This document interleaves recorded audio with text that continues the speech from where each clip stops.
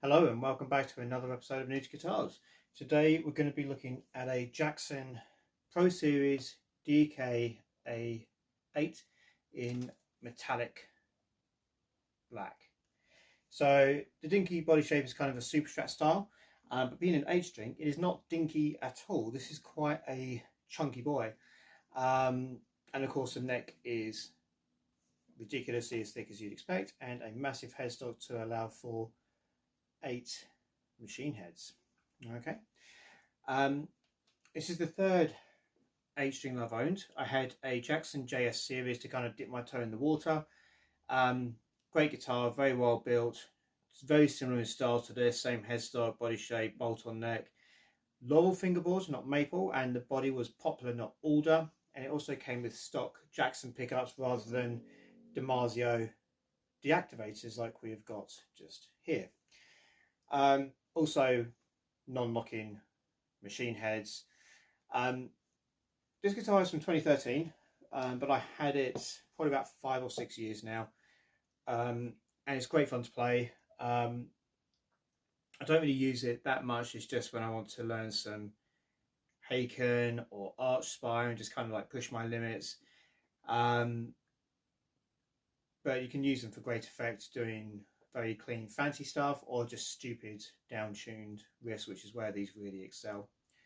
As I said, this is my third one. I did own a ESP LTD M408, possibly, can't remember the numbers. It was a 08 because it was a 8-string, and I think the 400 series are sort of like them upper mid-tier guitars. It came with the MGs. I didn't have that very long because as great a guitar it was only 25.5-inch scale, so significantly shorter than this. So that meant that the lowest strings were super flubby. And it didn't really have, wasn't great for that kind of thing. So I sold it on, and I hope it's in a good place now, being played lots, but it just wasn't for me. Especially when my 7 strings were kind of that little bit longer scale length, which, if we remember, gives better tuning stability because there's more tension on the strings for those lower ones. Speaking of that, this guitar is strung with D'Addario NYXL 9 to 80, not affiliated, and I wanted that 80 gauge low string for drop E, drop F sharp to give that good tension on there. If you have a very light string, unless you've gone to a 27 or even a 28, you don't get the tension on there. So I did have to drill out the machine peg here because that isn't wide enough to accommodate an 80. Modifying guitars by yourself is absolutely fine. Changing out bridges, changing out pickups if you're happy and confident soldering, changing the tuning pegs, drilling these out, I'd get advice first. I did get advice from D'Addario saying that they wouldn't recommend it, it would void warranties, etc, etc. But I mean, the guitar is from 2013, so I'm pretty certain that the warranty would have gone on those anyway. So if I need to, I could just buy a new one. The auto trims are pretty cheap for locking tuners. They're really decent. So yeah, got a drill bit, drilled that out. Took ages, but got that 80 gauge on there. The great thing about these is that you feed the string through, you lock up on the back just here, but then as you're tuning them, there's a mechanism inside that clamps and cuts the string as you're doing it, so you end up with a really nice flush finish with those. Super smart, really sleek. It also means the inside of your gig bag won't get all scratched up if you can't get close enough to trim them. So they're pretty decent, and they come in inline 3 and 3s. And they're fairly affordable for locking tuners and pretty good, decent, but again, not affiliated. We have a metallic black gloss finished alder body, and then we have a bolt-on 26.5-inch scale neck. Single shark fin inlay, super clean, and I like the contrast that you've got with the black humbuckers against the white humbuckers against the black body. I don't know what I was trying to say there. but again, the contrast clean lines on this just looks super sleek. The deactivators as well from D'Addario, pretty high output, but you can get some really nice tones on there, which we're going to do now for you. So we start with the clean on the neck.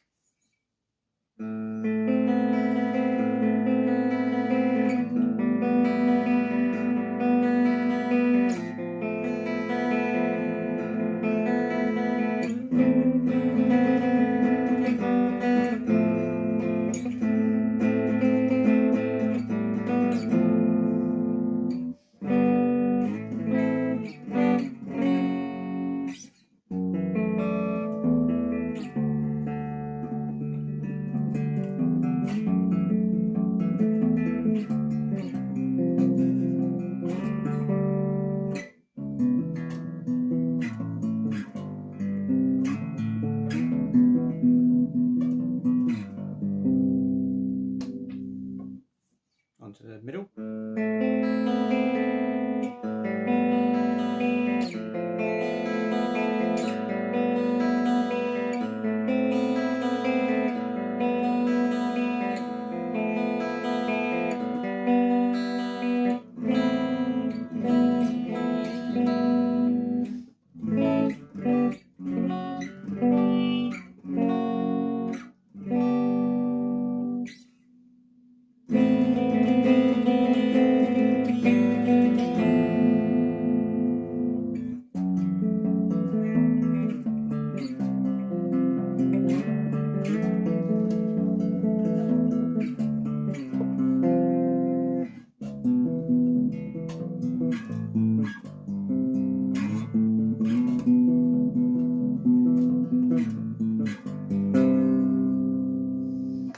Finally onto the bridge.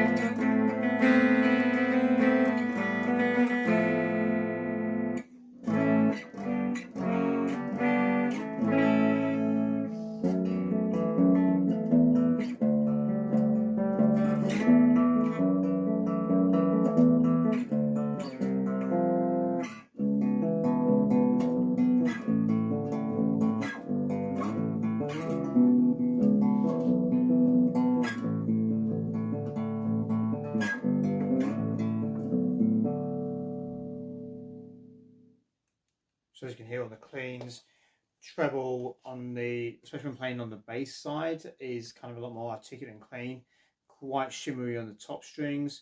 The middle's a little bit more hollow sounding, probably use that with a little bit more dirt, and then the bridge is nice, the neck is nice and warm, but when it comes down to playing on these notes, you can see or hear that it's kind of like a little bit empty sounding. So if I was going to do clean stuff on the low strings, I'd probably select the bridge pick up just to kind of give it a bit more bite and a little bit more of a trebly sound. So we're going to go through and do some dirt tones now. So with this, guitar's just plugged straight into a Blackstar HD5. It's the amp I use most of the time when I'm just playing at home. I have gigged it, but again, it's mainly my little practice amp. It's plenty loud for that. So let's hear some tones on here, starting with the bridge.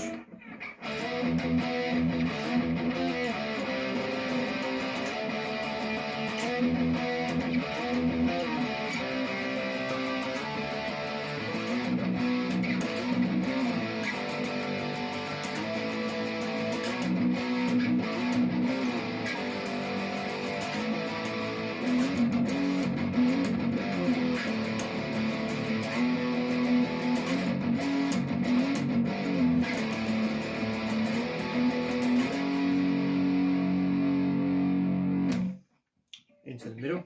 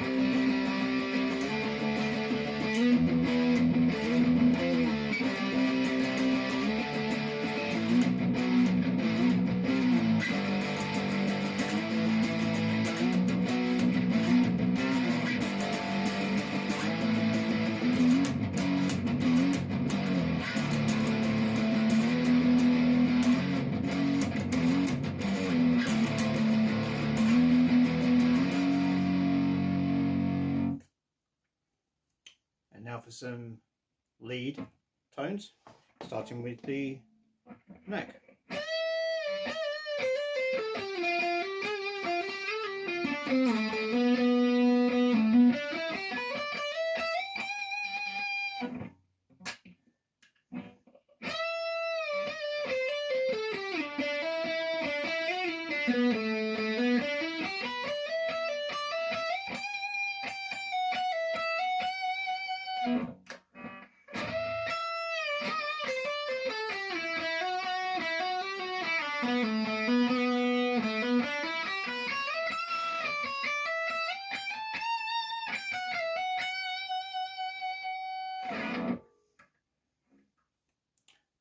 So with this, as I said, we've got 9s to 80s in standard tunings. So that's basically E standard up to here, and then we've got a low B and a low F sharp currently. Sometimes I do go down to E.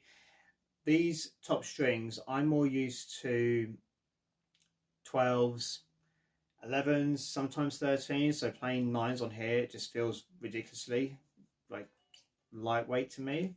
It's almost like there's nothing there. I think some of that stems from the fact that I learned on a guitar that had 11s on, so I'm just used to those giving it a bit more. So when I do play like 9s and 10s, it just feels a bit weird to me. But it works quite well for this guitar, because if you have too high a string gauge on the top 3 strings, they're just too tight and you can't really do anything with them, so then you have to tune down. Basically here you've got quite nice tones coming out of the pickups just here. The gain is rolled back to about 10 o'clock. If you have too much gain on a low end guitar like this, it just becomes really muddy, really flubby. So you want to reduce down that gain just to kind of give it a little bit more articulation. And there's also less bass on the EQing as well. A little bit more mid, a little bit more treble. You can also drive that a bit more if you've got a tube screamer type overdrive going from the guitar into the frontieome, just to kind of tighten it up a little bit, make it less muddy. Otherwise, again, when you get down to those low notes, they become really messy and you can't really hear what's going on, particularly in a band situation. It probably sounds okay just playing by yourself at home, but when you're playing live or you've got a mix in an album, it just becomes too much. So reduce down that gain, particularly if you've got active humbuckers on there as well, so like EMGs, Seymour Duncans, Fluence, Fishman Fluence to an extent as well, but I've not really had much experience with those, so I can't really comment on that. You might also have noticed this big red button just here. So this is a momentary kill switch. So when you hold that in, now it ceases the electronics. So if I show you just on here, if we just let the low F sharp ring out, and then pressing that, can you see it? Well, we can hear it just disappear.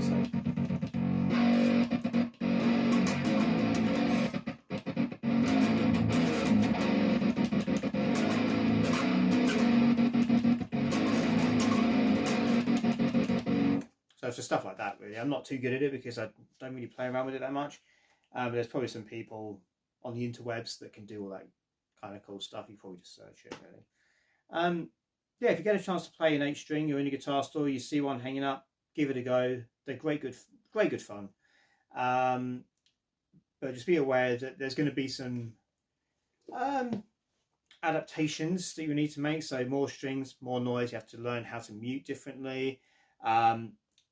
The outer strings also quite easy to find, but it's these middle 3 that become a little bit trickier. So you always know that you've got the E, F, E, B, and G, and then you've got the F sharp, B, E. When you get to the D and the G, the A and the D and the G, it's difficult to navigate unless you really spend a lot of time with them. But also the thicker neck and also the neck carve is going to feel very different. This is really comfortable, fits very nicely in the hand, it's fairly flat. I think this is a 16 radius, so by comparison your Strats, your Tellys, they're about 9.5, so this is super flat compared to that, and that makes it a little bit easier to kind of navigate, I think. If you see one hanging up in your local guitar store, or you're out somewhere and there's one in the window, just go in, have a jam on it.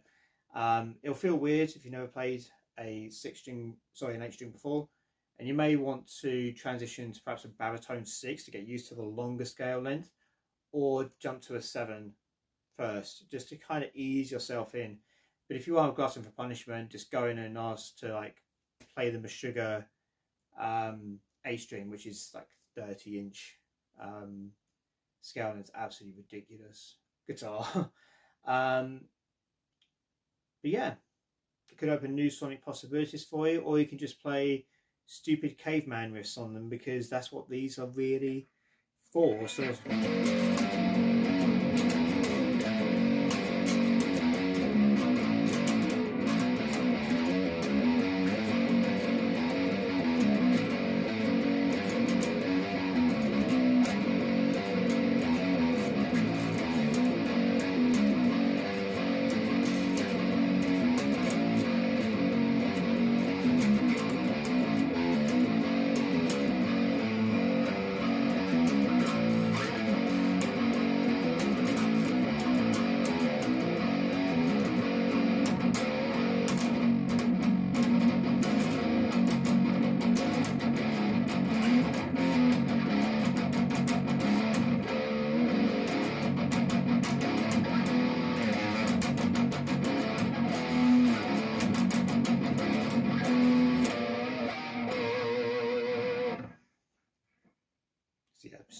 stupid caveman riffs. That's what they're there for. Anyway, end of the video. I'll see you in the next one. Take care and have a great day. Bye.